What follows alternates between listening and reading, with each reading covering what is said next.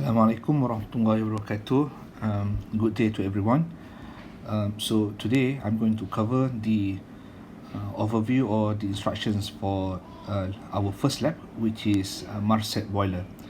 So this is the first lab for ENT243 Thermodynamics II. The objective for this lab is to obtain a relationship between the pressure and temperature of saturated steam. Okay, so I would like to highlight here the relationship that we are going to look in this lab is in regards of the phase change for the water as the working fluid from liquid into steam or vapor, and the pressure, the maximum pressure that we are going to observe is up until 10 bar, which is roughly about 1000 kilopascal. And then the second objective is to compare between calculated values from experimental data to the data that can be obtained from the steam table. Okay, so we are going to compare the data that we get from our experiment in this video, and then compare the value from the steam table or the property tables. Okay, just a bit of the theory.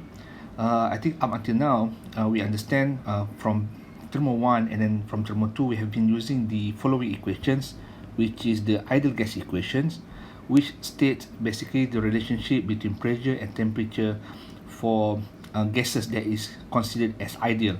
Okay, so the equation of state as shown over here, PV equals to mRT divided by M.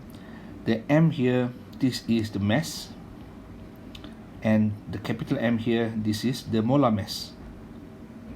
Okay, so the general equations PV equals to mRT has been used quite significantly in both Thermo 1 and Thermo 2. So today in this lab, we are going to look at the relationship between the pressure and temperature. Okay, alright, so from PV equals to mRT, these equations can further be simplified into the following equation. So let's say this is equation 1 and this is equation 2. So equation 2 is obtained basically this is a derivations from Clausius-Clapeyron. Okay, so this equation is called Clausius-Clapeyron. This was not covered in the class, please note. However, basically the materials or the variables covered in this equation, the Clausius-Clapeyron, has been used quite extensively in our study. Okay, so what Clausius-Clapeyron stated basically, from PV equals to mRT, if we have dT over dP, temperature over pressure, the change of temperature over pressure can be observed to be as such from here until here. So we know T is the temperature, Vg and Vf, we know it is a saturated volume of saturated liquid, specific volume of saturated liquid, as well as specific volume of saturated vapor, G for vapor, F for liquid. And we also know what is HFG, that is for the latent heat of vaporization. So all this value is available from the steam table. Okay, then this equation can further be simplified to be TVG divided by HFG. Okay, so all these values are available from the table. So dt and dp, this will become slope in a plot that you are going to create, or you are going to basically prepared for this lab. Okay, so what Clausius-Clapeyron state is basically it shows the relationship when in equilibrium between two phases. Okay, so as mentioned just now, we are going to look at the relationship of working fluid of water from liquid into vapor state. Okay, so since this involves phase change, two phases, so Clausius-Clapeyron equation can be used to explain that relationship. Okay, so what we are going to do for this lab is basically we want to measure value of the slope of the curve, which is dt dp from this equation here. Okay, this is from the experiment. Then we are going to compare with the theoretical value obtained through calculation from the steam table. Okay, so basically what you're going to have further down, there will be a plot, or sorry, there will be a graph that you need to fill up, basically for experimental value and then theoretical value. Okay, so experimental, obviously from this experiment, the value will be given. Then the theoretical, basically, this is from the steam table. Okay, right, so you have to compare these two value. Okay, so now let's have a look at the equipment that we are going to use, or we are going to show for this first lab, Marcet boiler. So the name of the equipment is called Marcet boiler, obviously. The location is in Thermodynamics lab at the FTKM Unimap. Okay, so let's get to know a bit about the equipment or apparatus. Alright, so before we go into the procedure, so let me briefly explain some of the parts that is relevant for this experiment. Okay, so I can see from this figure here, is labeled 1, 2, 3. So the first one, this is the valve for the water supply. Okay, so this is the hose where the water is being supplied. So once the water is being supplied up until a certain level in these devices, in the apparatus, then we have to close the valve. Okay, next, number 2, this is water level indicator. Okay, so this is how we know the level of the water inside this tank. Okay, so this is the tank, the Marcet boiler tank. So for this experiment, the maximum level of water that we need to fill up is only up until this level, which is roughly 3/4 of the full tank. Okay, so the reason why we can only fill up the tank up until this level, 3/4 of the level, is because we want the thermocouple. Okay, this is the thermocouple. Yeah, let me just label this thermocouple. So we want the thermocouple to read the temperature of the steam and not the water. Okay, so if you fill up until the full tank, okay, for example, if you fill up, this is up until max and this is min. So if you fill up until the maximum level, what happens is, if you look at the tank on the left here, assuming this is your thermocouple inside, so if you fill up until the maximum level, the thermocouple will read the temperature of the water, which is not what we want. Okay, so the maximum level of the water for this experiment is only up until 3/4. Okay, next, for number 3, the label, this is a valve, basically to prevent or to allow steam to escape. Okay, basically once you fill up the tank with water, okay, you heat up. So once you heat it up, what happens is the temperature increases. Okay, but when the temperature increases, but if we do not close this valve, these two valves, basically we will allow the steam to escape. Hence, we are not going to see an increase of the relationship between P and T, pressure and temperature, cannot be properly observed. So this relief valve, or the valve, basically we have to close once the phase change happen. Okay, I will explain later how we know the phase change is happening. So this to allow the increase of pressure inside this tank, and which we are going to take the value. Okay, so that's a bit about the first part of the apparatus. Okay, the next part, on the left part, okay, first, this is the temperature and pressure indicator. Okay, later at the end of this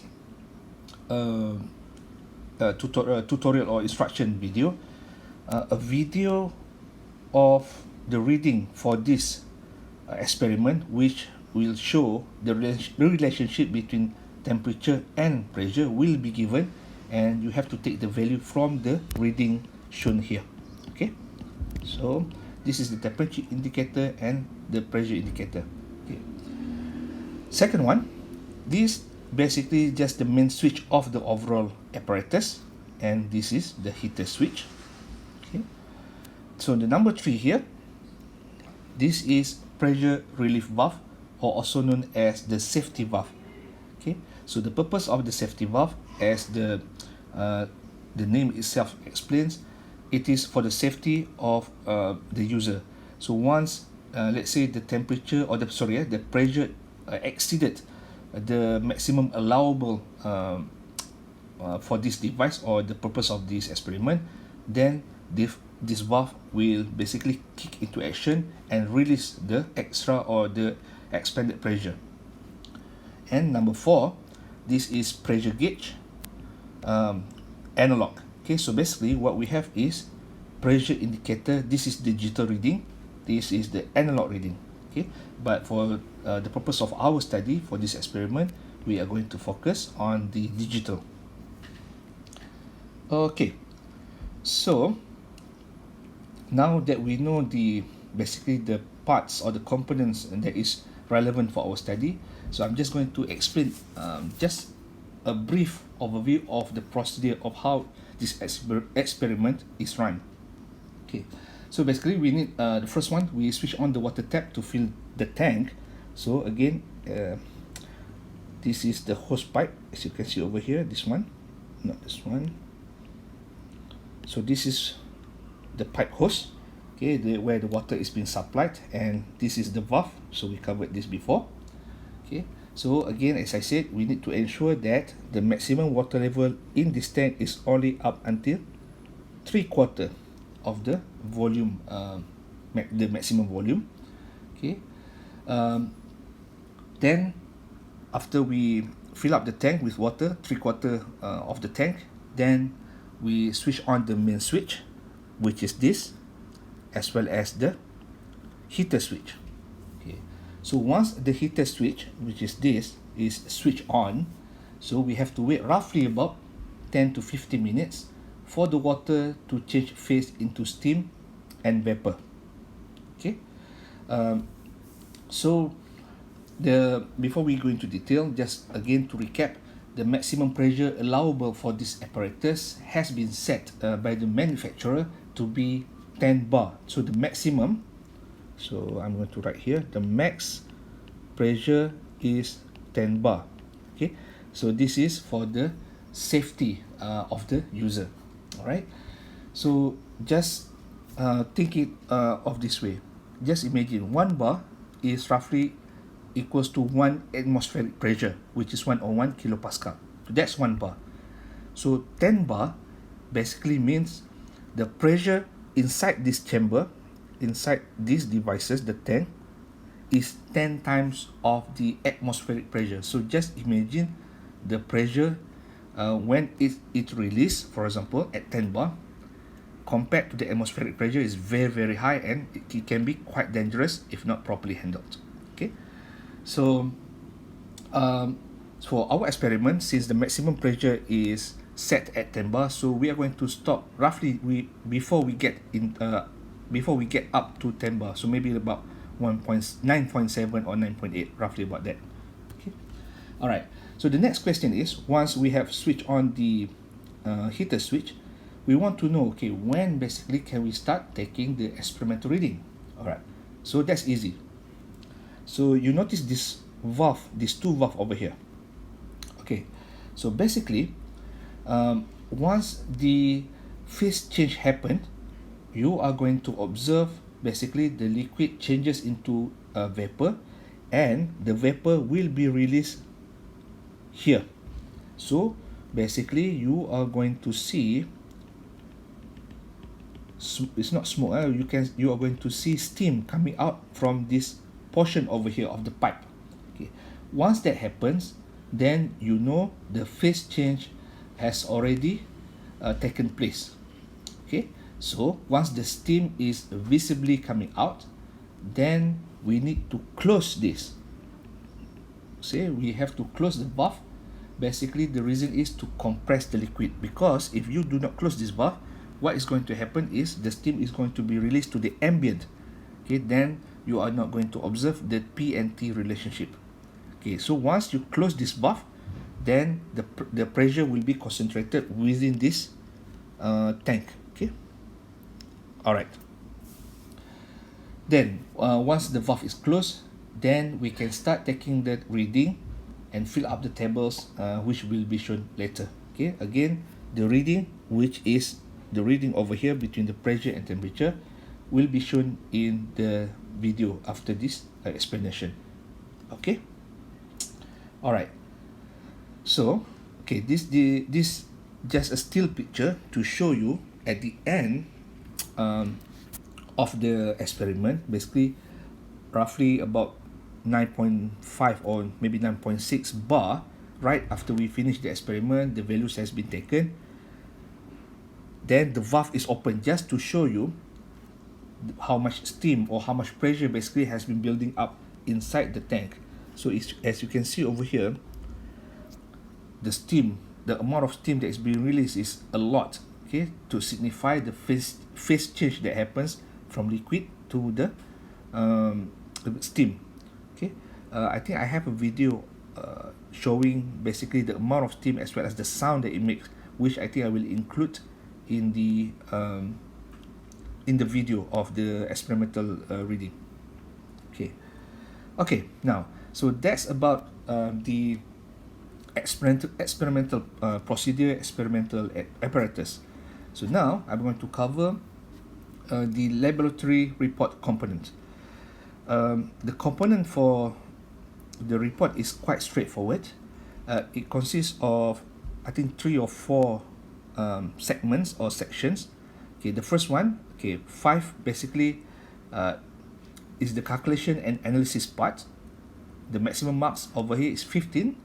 Okay, so 5.1 basically you need to plot a graph of temperature in Celsius versus absolute pressure.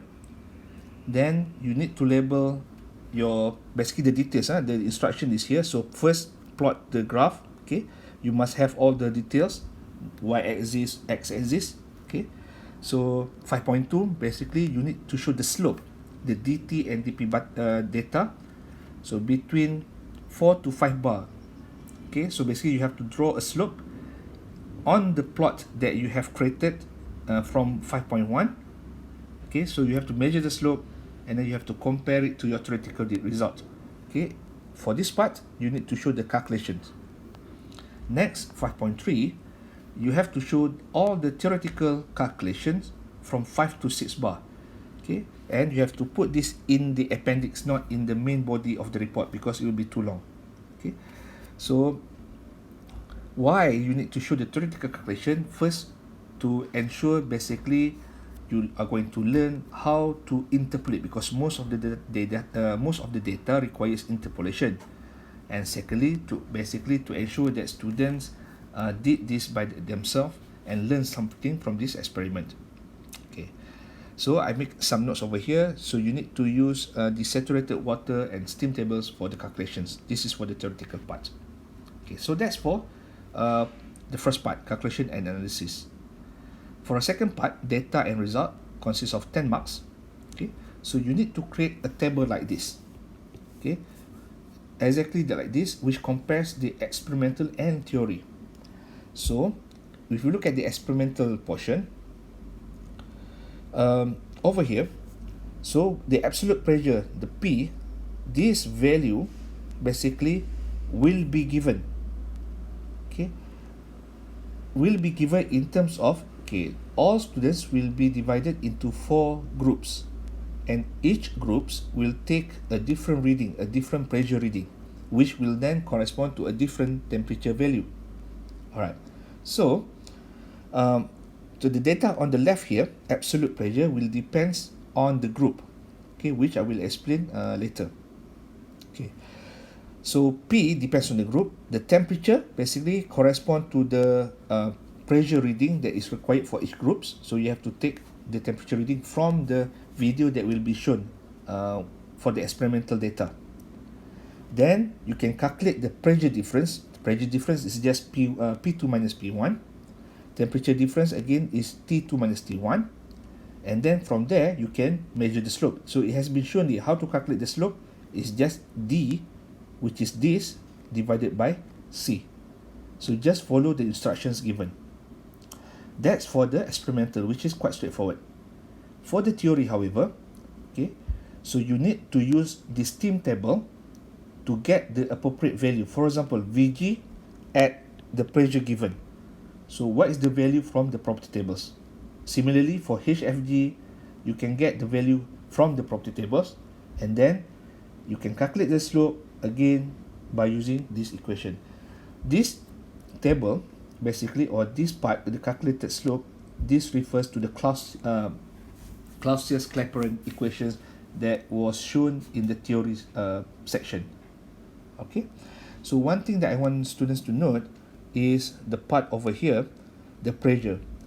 The pressure that we use for the apparatus is in bar. However, the one in steam table is in kilopascal. So make sure you pay attention on the unit conversion. Okay, all right. Okay, so the instruction for data reading. Okay, so students will be divided into 4 groups, which I will assign in the Google Classroom. Okay, then all the groups will need to refer to a table that I will upload showing basically what data needs to be taken, or what pressure involved that relates to the individual group. So for example, we have 4 groups. So group 1 will start taking data using pressure as given here. Group 2 will use this following pressure, group 3, and so on. Okay, so as you can see over here, the data varies from group 1, group 2, group 3, and group 4. Okay, so please make sure you take note that which groups that you belong to, okay, which will be assigned in the Google Classroom. Okay, so just a quick reminder again, most of the data requires interpolation, okay, the one that you're going to read from the steam table. So for example, I'm showing you here, for example, if you need to take a value of, let's say, in the table you are required to find P equals to 1.22 bar.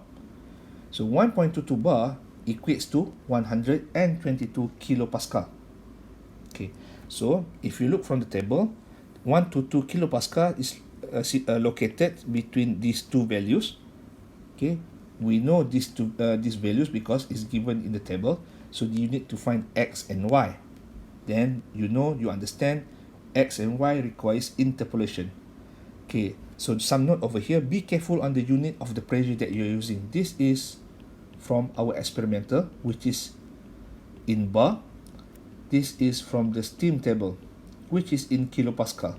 So make sure, take some time, okay, do the unit conversion, the necessary conversion before you read the steam table. Okay, all right. So the next part is discussion, consists of 20 marks. So 7.1, briefly discuss the experimental result that was obtained. Okay, only for the experimental result. Second one is regarding the table 1. So you need to give your comments on the similarity or differences observed between the experimental and your theoretical data. Okay, so experimental versus theoretical data. So you need to give your comments. 7.3, discuss any random or systematic errors from this experiment that may have an influence on your findings in table 1. All right, so you need to make some observations from the experimental video that I will show later, as well as from my explanation on the apparatus just now. So you have to make some judgment, okay, see any randoms that could or may influence the reading of your data. Next one, you need to provide an insight on the knowledge that you have gained from this experimental work and how they helped you to understand better the principles that you have learned in thermodynamic syllabus. So meaning that both in Thermo 1 and Thermo 2. Okay, so it's quite straightforward, I think. The last part, references. Okay, 5 marks. Okay, students usually take this for granted for this part. Okay, when you take any data or any information from the internet, from the books, or any sources, you need to give credit, you need to put proper citation. Okay, so 5 marks for this part.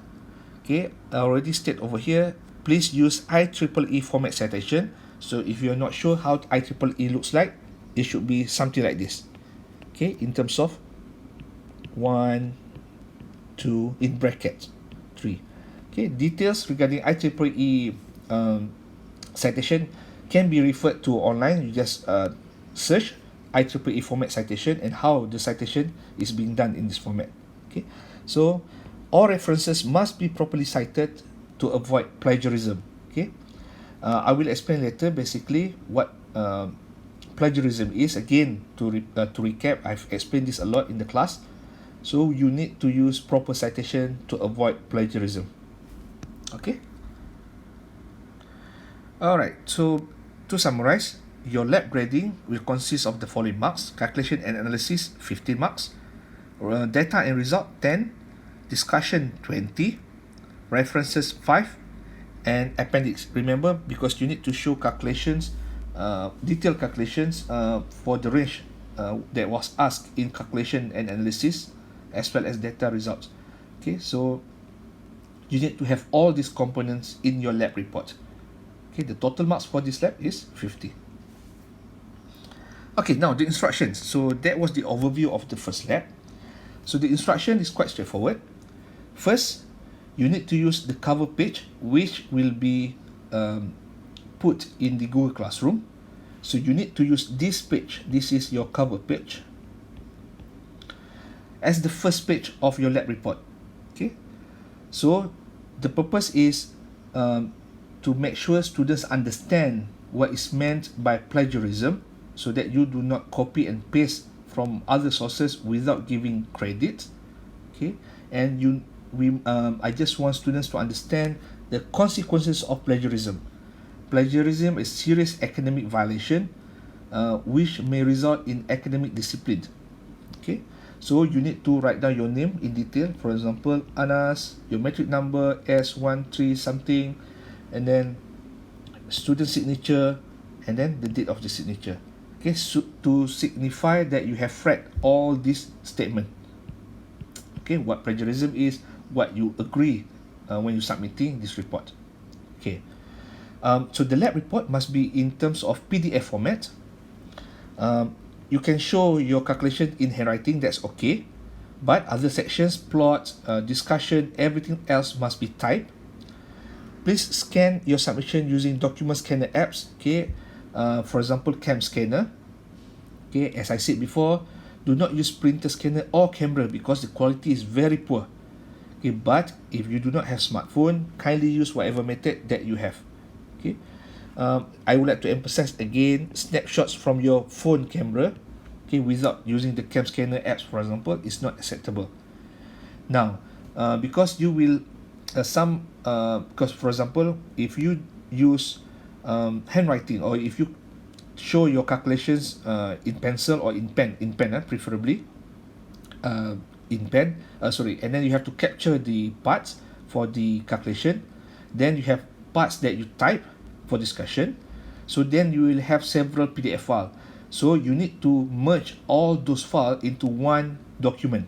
Okay, so you need to merge whatever documents, PDF documents that you have for calculation, for discussion, into one main document. Okay, so to merge the documents, you can have a look at this link that I share. Basically, several apps that are free that you can use to merge all the PDF documents that you may have. Next, in terms of file format, I think this is again similar to your first assignment. So please follow the format is given here. Okay, XX is your student ID. It's not student ID. Student number according to attendance list.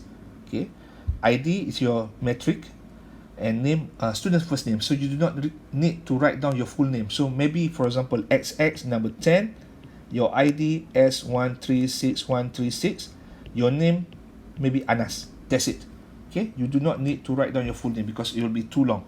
Just your first name should be suffice. Okay, now, before you start writing your report, please refer to the rubric for the assessment criteria. Make sure you understand what is being asked how to get full marks. Okay, I want to help students, but if you do not read the rubric, then you will submit report that do not fill the criteria required by me. Okay, so please refer to the rubric. Okay, again, I said previously, you will be randomly assigned to lab group. Okay, so I will do this in Google Classroom. So there is no such thing as year 3 group 1 or year 3 year 2 group 1, year 2 group 2, year 3 X deep, year 4, something like that. So it will not be applied for this lab. Okay, I will randomly assign you guys to the lab group. Okay, and then most importantly, refer to the temperature data assigned for each group. Okay, because your P will be different for each groups. Okay, when P is different, your T will be different. All right. Okay, so this is a sample of the rubric that I will share. Basically, please refer to the details I've shown here. How to get full mark, what is required to get a good result. Okay, okay, how the plotting details, all the details, okay, all the assessment criteria has been explained over here. So please refer to the rubric. Okay, the rubric, remember, the rubric is quite general. So make sure you give more than what is being asked. That's all I emphasize. Okay, so to recap or to summarize, documents that I will share in the Google Classroom, first is the lab report cover, which will be your first page. Okay, and it must be signed. Okay, if you do not sign or do not write down the details in the first lab in the first page, I will not accept your submission. Rubric, okay, will be shared. Okay, the general instruction, this is general instruction, which is similar to what I've covered in this video. So lab 1 instruction for students, this is basically this video. Okay, and then temperature data for each groups. Okay, we have 4 groups. Okay, so you can refer to the pressure value. Okay, so next we're going to have a look at the video of the experimental data, where you need to take the measurement value between P and T. Okay, thank you.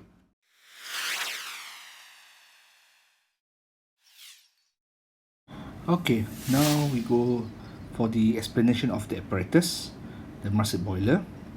First, we need to switch on the water tap, then the main switch, followed by the heater switch.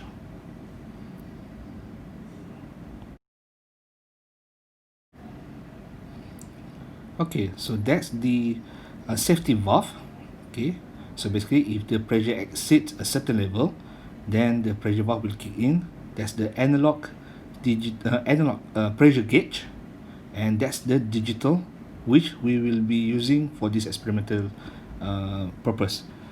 Then that's the valve, which controls basically when the steam releases to compress the steam or the liquid.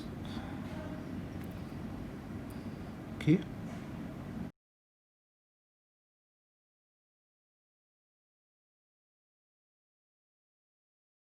So these are the indicator, the pressure and temperature indicator that we will be referring to for the experiment.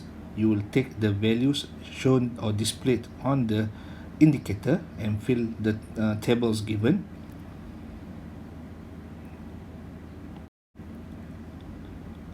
Okay, so that's the location where the steam will be coming out once the phase change happen from liquid into steam. Okay, so it will come up from that valve over there at the top.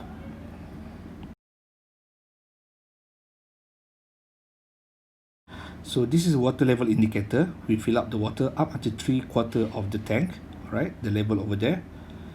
And here is the thermocouple to read the temperature of the steam. Okay, now if you see closely, you can see that the steam has already started coming out from the pipe valve over there, so indicating that the phase change has already started from liquid into the steam or vapor. Now basically we can start our experiment and take the necessary data. Okay, so to do that, first you need to close the valve. Okay, this will then compress the liquid and the steam inside the tank, hence increasing the pressure. Okay, so now we can start our um, data reading, okay, from the temperature, for the temperature and the pressure as shown on these indicators. Okay, so please take this data shown on this video and then fill up the table according to the groups that you have been assigned to.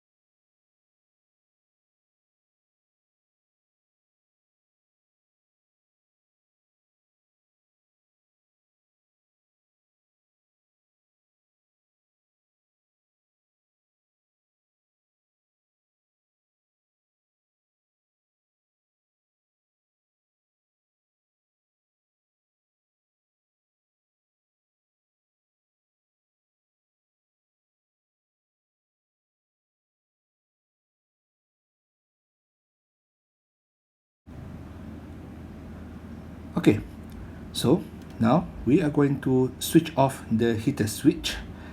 Okay, roughly we stop about 9.6 bar. So we are not going to wait until we reach 10 bar, the maximum allowable pressure for this apparatus, for safety purposes. Okay, so the maximum pressure taken from this experiment roughly is at 9.6 something bar. Okay, now as you can see, once we switch off the heater, the pressure and temperature is dropping quite significantly.